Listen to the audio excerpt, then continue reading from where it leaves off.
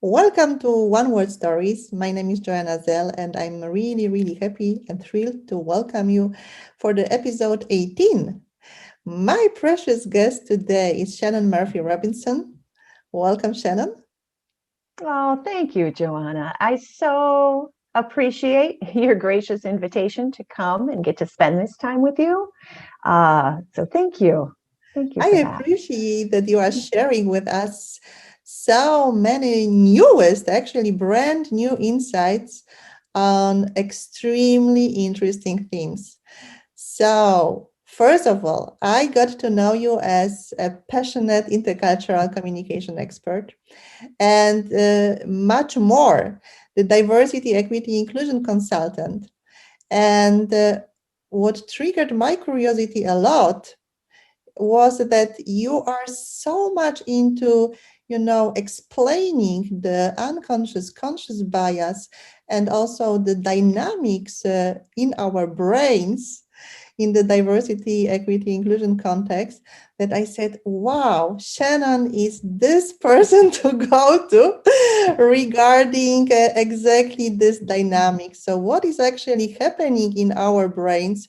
What is the neuroscience of this encounters in the diverse settings? How can we actually better co-create spaces where inclusion is not just a wish, but is happening and we can enjoy it? And when I had a look at your book, I said, wow, this is exactly what the world needs right now, because it's not so much about the theory of neuroscience, it's also part of the game. And it's really wonderfully described in your book, The Neuroscience of Inclusion. But you give really hands on ideas. So I'm really thrilled to host you today. And with this in mind, I would like to focus on the neuroscience of diversity, equity, and inclusion, and the neuroscience of storytelling and sharing stories in this context. So this is also one more additional lens. And as for sharing stories, I would really love to hear from you. What was the moment that you turned to neuroscience, to the brain, to just get to know more about how to better deal with inclusive spaces and to create such spaces and really blossom in the diversity context? Yeah, absolutely. That's probably a good starting point. So thank you for that. It was completely unexpected, to be honest. Life has a way of showing up when we're making other plans. It was one of those moments where it was 13 years ago when my youngest daughter was born with Down syndrome. I've got three girls. She's my youngest. And when she was born, I knew very little about Down syndrome. And then the more I learned, I found out the little bit that I knew was wrong. It was all old stereotypes. You talk about bias and assumptions you know, and it was fraught with assumptions and bias and all through this lens of lack and limitation. And as a parent, I didn't find that acceptable. I was like, no, that's not the vision that I have for her. And my goal as a parent was really to help her be who she's fully here to be and support that for her. And so her first year of life was this intensive learning, where I was reading anything and everything I could, from the genetics. She has trisomy 21, which is the most common form of Down syndrome, to cellular biology, biochemistry, the neuroscience, all these things, trying to wrap my arms around, okay, so she has this extra chromosome. What does that mean? And again, how do I fully support her in being able to blossom in who she's here to be? And then the neuroscience was what really caught my attention. I've always loved science. And I had the opportunity when she was still an infant to go out and study at a place called the Institutes for the Achievement of Human Potential, that's based in Philadelphia in the US. And the more I learned, because it was probably one of the most intense weeks that I've ever spent. I called it almost like a boot camp. It was super intense. And the more I learned, the more excited I got, because it's all based on neuroplasticity and that ability of the brain to change and rewire. And so then I was so excited, and I was starting to realize, this isn't helpful just for my daughter. This is helpful for everyone. Because for a long time, the belief was that by the time we're adults, the brain is relatively fixed. And, we've got what we've got. And, if you partied a lot when you were in school, those brain cells were dropping off dead, and we're kind of stuck. Well, that's not true. There's so much more now that's known. And what I think gives me the most hope and is this idea that of the brain's plasticity, and that it can change and rewire. And in fact, as adults, the brain creates new neurons, new brain cells, new wiring every single day of our life. Now that we know a lot more about it, we can engage in what's called self-directed neuroplasticity, where we can influence how those neurons are connecting. We can influence laying down those new pathways in the brain. And that to me was just incredibly hopeful and exciting. And so that was really the impetus for diving down this path. And then luckily I had a colleague, Mary Casey, with a similar passion. We both joke that we're science geeks at heart. And so we kept, as we were reading more of the research coming out, we're like, there's so much application to how we can now be more inclusive, and how through practicing some of the things and the tools and the things we were busy creating, of how we can actually help shape a more inclusive brain. We can influence the circuitry in the brain in a way that we can extend kindness and care and compassion across differences, even if it's not the brain's first initial response. Wow. Wow. First of all, thank you for sharing this story. Second of all, thank you for putting such a huge emphasis on the neuroplasticity, because it really is a game changer. So you have just emphasized that there is this possibility to influence our, let's say, instinctual reactions. How can we do it? Because and we can. You're exactly right. We can influence those instinctual reactions. How can we do that? Well, there's a lot of different ways. The first step is really understanding what those instinctual reflexes are, and what's happening in the brain that can. With Mary and I often joke about it, that you can have someone that's incredibly well-intentioned to be inclusive, and that doesn't mean the brain's going to go along. For instance, the brain has this inherent, what we call this us-them bias, where it's very quick to see, when it first sees someone, to determine like me, not like me, comfortable, not comfortable. It ties back to the old survival circuitry. And in as little as 200 milliseconds of seeing someone, the brain makes this initial instantaneous decision, like me, not like me, comfortable, not comfortable. And then it can trigger different circuitry in the brain that really make a big difference for what happens next. So when we can start to build our awareness and start to notice that us-them showing up in our reactions to people, that's the first step. So I'll give you an example. When your brain sees someone that's like you, all the social circuitry in the brain can much more readily engage. The social circuitry has been studied in depth by, for instance, Matt Lieberman, who runs the UCLA Cognitive Neuroscience Lab. And so there's all this wonderful circuitry in the brain that allows us to connect as human beings, that allows us to work cooperatively, that allows us to engage empathy and compassion and see our shared humanity and work toward higher level shared interests and goals. That exists in the brain.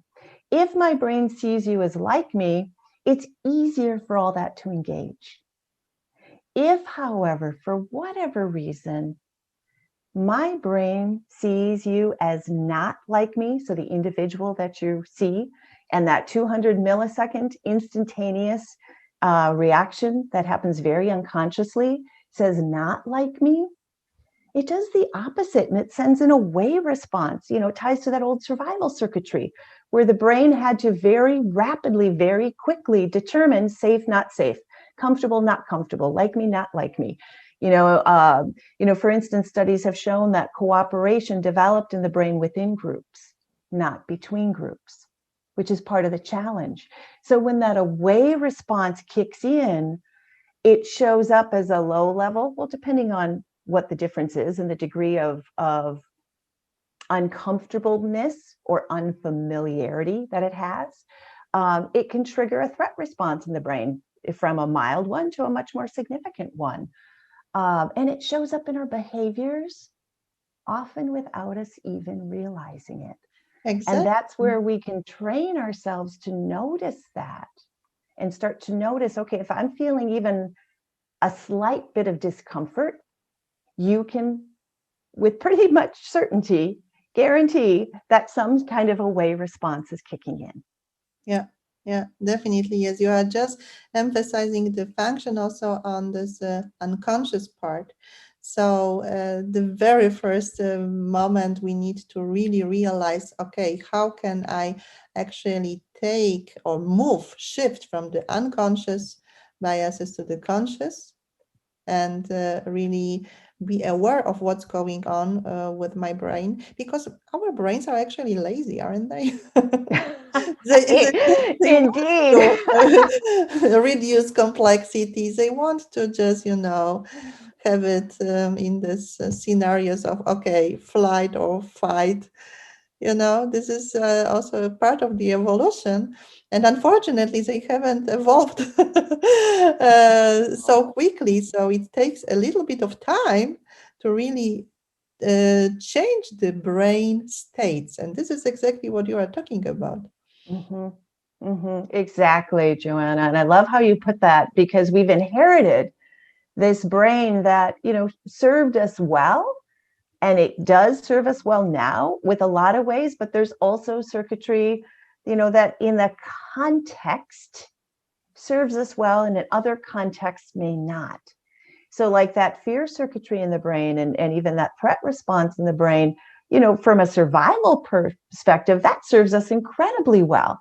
Thank goodness that exists in the brain. My family wouldn't even be a family if that didn't exist in the brain, because several years ago, when my younger two daughters were 11 years old and 7 years old, they were on our trampoline.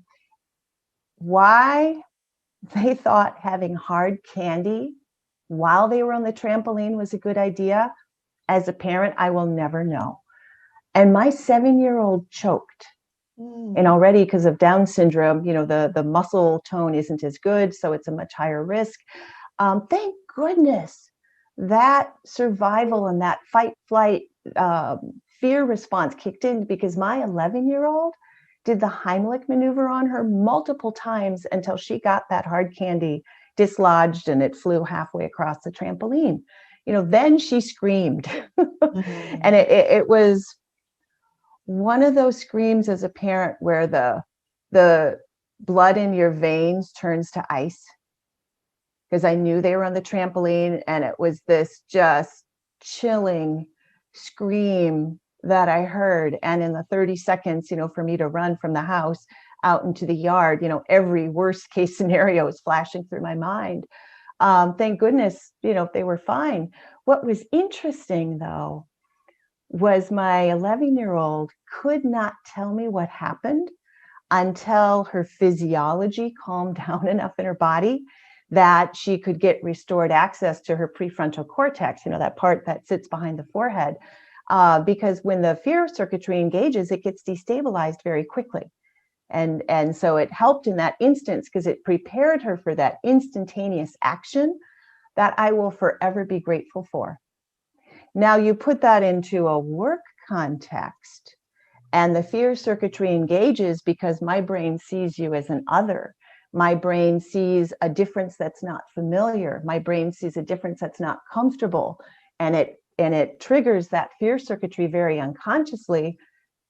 It's not helpful, you know, and this is where there's really the ways the brain can help us and the ways the brain can't help us. So those very things, like those neural pathways and all those patterns and maps, you know, they can be really helpful when they're helpful and really not helpful in other things. But like you said, I think now we have this just almost unprecedented and just what would have been before an unimaginable opportunity that now we can imagine, that we can consciously shape that response. We can consciously notice it and override it. Every single time I start to feel some discomfort, I can work to make that difference more comfortable, more familiar. I can notice my body's response and I can override it and move toward the individual in a very conscious way rather than my brain wanting to move away. You know, and we all have those opportunities in every single interaction we have. So, what are the three magic skills you are writing about in your book that help us to manage the unconscious bias and to trick the brain? Yeah, there are three primary skills, and it falls under the overall framework that we developed called brain states management, which looks at we can become more aware when the fear circuitry is starting to engage in the brain and we're starting to lose access to that prefrontal cortex, which we call the higher brain. And so we can start to notice, and then be able to do something next. And that's really what the skills focus on. Is the first one is recognize your brain state. What's going on? Because we can actually train ourselves to notice three types of cues that we focus on. We can train ourselves to notice the physical cues, because when the fear circuitry engages in the brain, the first thing that happens is the body's physiology shifts.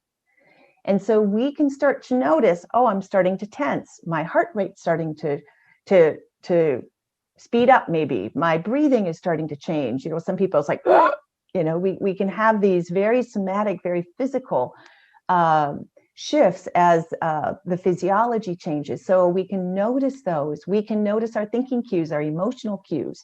If they suddenly tip toward the negative, you can bet the fear circuitry is kicking in. And when that fear circuitry kicks in, it becomes really hard for us to make a more positive, more intentional choice. And so it's training ourselves to really notice when we're starting to fluctuate brain states into less helpful states. And so that's the recognize piece. The second skill is then all around, okay, so now that I recognize I'm not in a good place, what do I do with it? You know, what do I do next now? Because this is now where we have choice points. Yeah. This is where we can take a moment and pause and think about, what do I do next? First, you know, is often just calming the physiology, taking some deep breaths, noticing, okay, I'm having a reaction here. I'm not quite sure what it's about yet, but I'm definitely having some degree of a reaction. And so then it's, how do we shift and how do we re-engage into a better state? And that's really what that shifting brain states and shifting back to the higher brain is all about, because this is where we can become really skillful. And I like to think about it as having as many different tools as you can that you can draw on in the moment, because sometimes just breathing is enough and whew, okay, I'm good. Other times we might need to do a little more work. Yeah. And be able to really work through that. And then that's where the tools and the skills become really helpful to help us do that. And then the third one is around maintaining and maximizing the higher brain. So what are things that I can do to strengthen my ability to be in that higher brain, to be our highest and best self more and more of the time? You know, I mean, we all fluctuate in and out of these different brain states all day long. And at the same time, as we start to notice them and we recognize them and shift, we're actually building those pathways in the brain to help us recognize and shift. And so the more we do it, the more we're building that capacity. And then we can start to really move into also that maintain, maximize, about thinking about, who do I want to be in this moment? Yeah. What's my commitment to myself Mm. and how I want to show up in relation to another human being? Yeah. So what I hear actually is a very, very high level of self-reflection and also knowing also ourselves, isn't Yeah. it? Yeah. Yeah, it is. It is. And self-reflection is critical, and when you think about it, perception, choice, and self-awareness aren't static in the brain. They'll also fluctuate as we move in and out of these different brain states.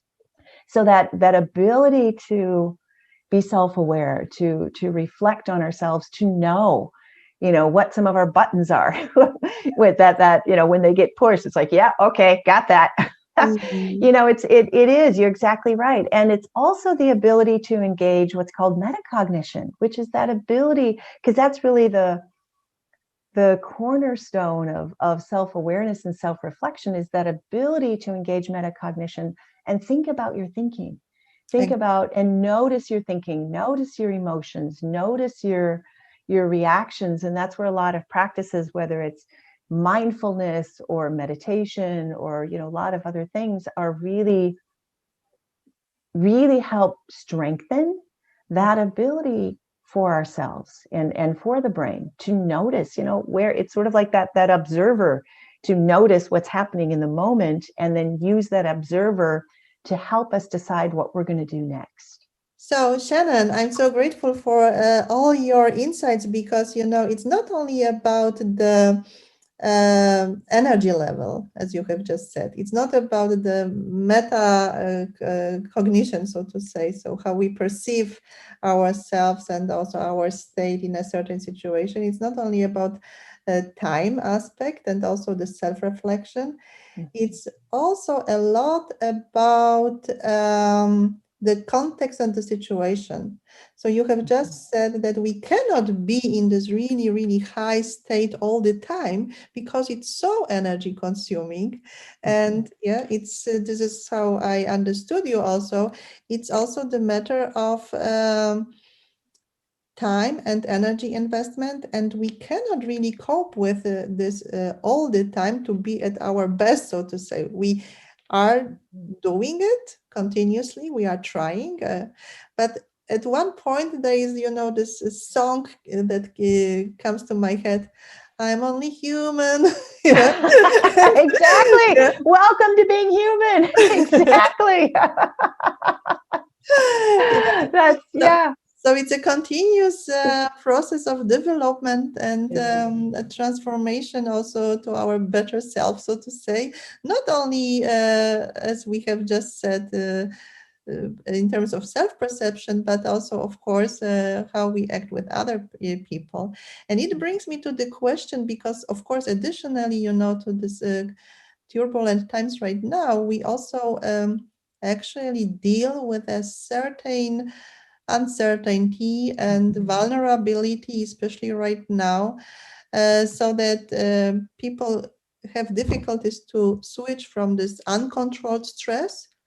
They have really no idea what's going on with them, to really controlled stress, to switch from this unconscious bias. I don't want to self-reflect. I don't want to think of what's going on with me, to conscious biases and really controlling it better way.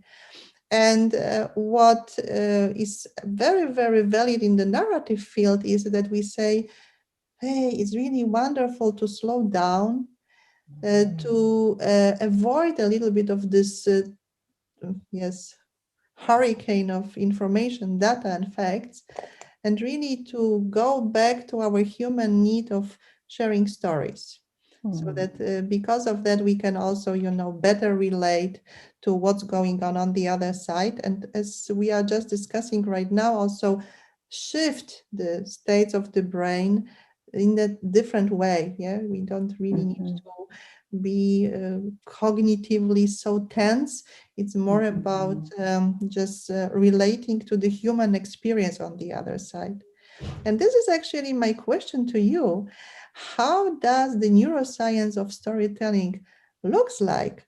So that why is it so powerful? Yeah, and there's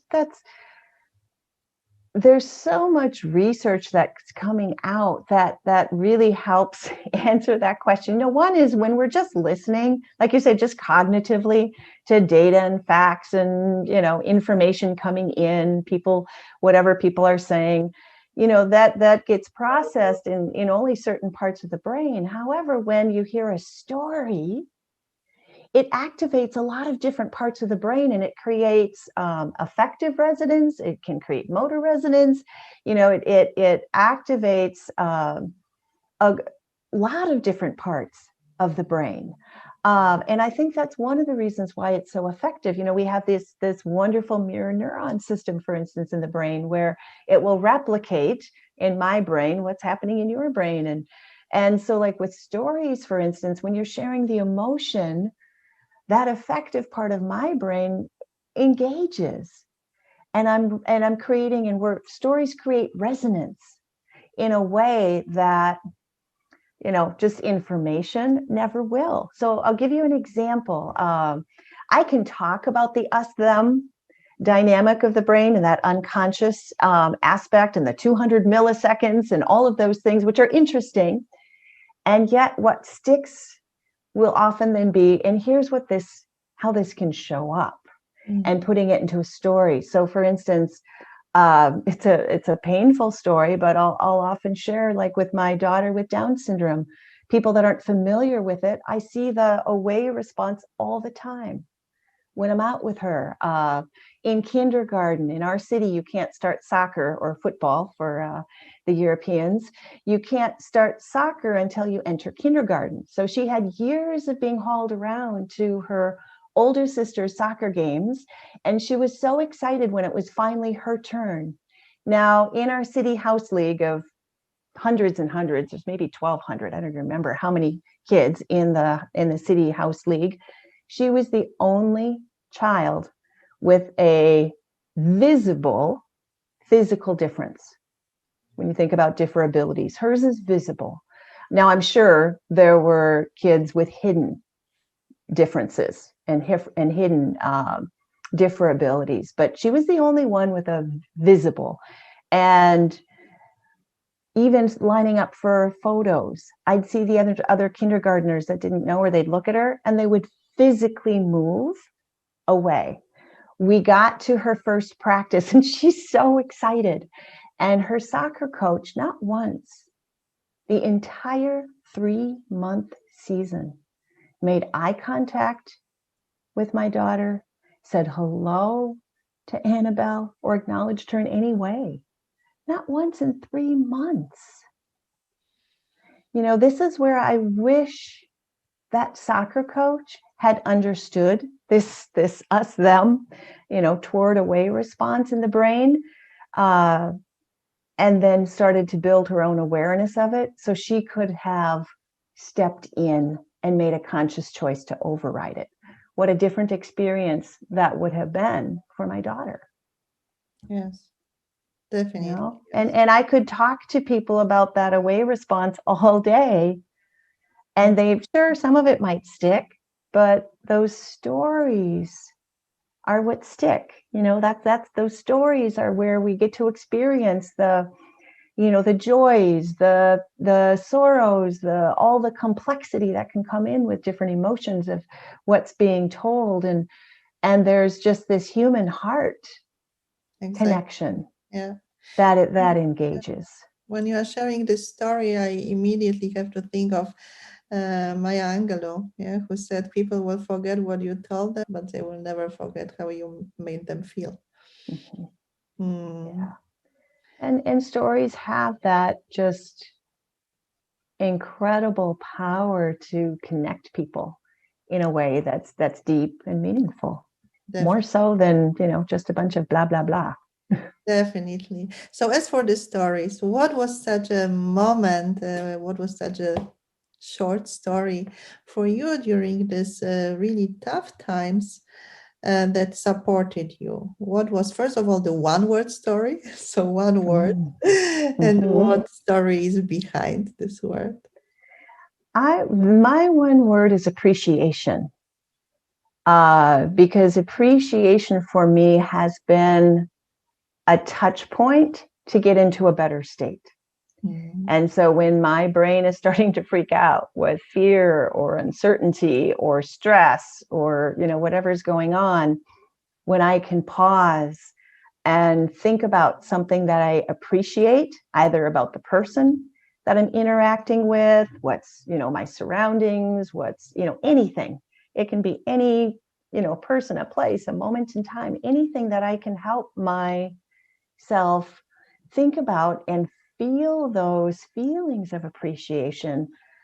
For me, it recenters, and I came through to that realization of how powerful appreciation is long before I even did the neuroscience piece, where now I know all the neuroscience of appreciation, which is a whole nother deep dive. But it was just from my own trauma background, because I was in a horrific automobile accident in college. We had road tripped from Minneapolis, which is way in the top of the States, all the way down to off the coast of Texas. So we went across the entire United States. We got there fine. We didn't make it home. We got in a car crash in Missouri, and a dear friend of mine, we'd been friends since childhood, was killed. I was the one that tried to save her, and I couldn't. And, I'd had trauma before that because I'd had a spinal injury that was cutting off the nerves to my legs.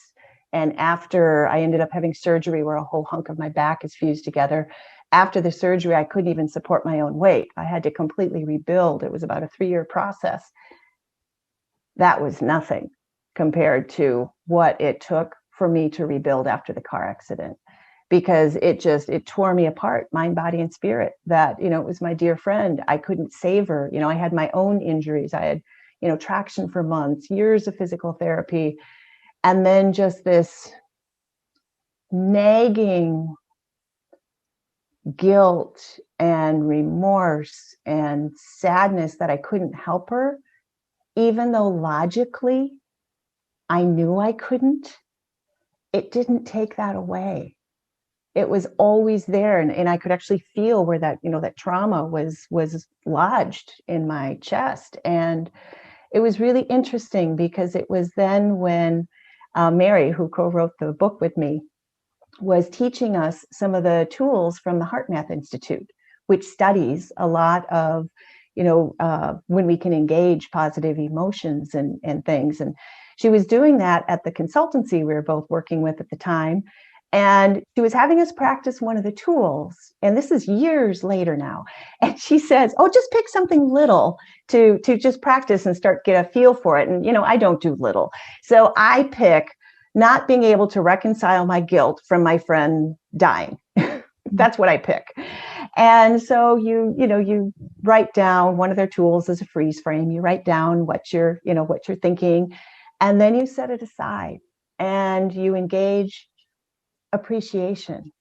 You engage what they call high heart emotions, love, joy, appreciation.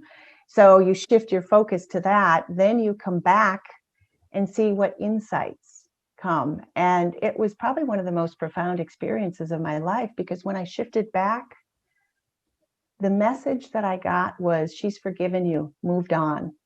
And all that tension in my chest dissipated, and I was filled with this sense of peace that I hadn't felt since before the accident. And it was then, that was just a life-changing moment where I was like, wow, that's profound. That we can heal ourselves in ways that are so profound. Yes.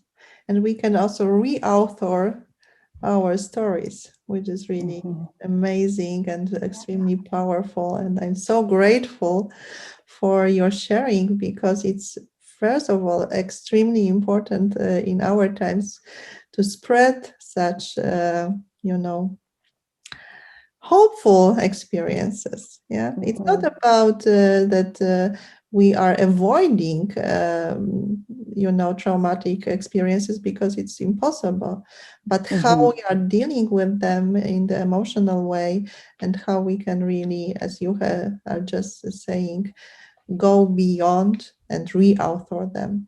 Thank you very, very much. Thank you. All the best for you, for Annabelle, for your family.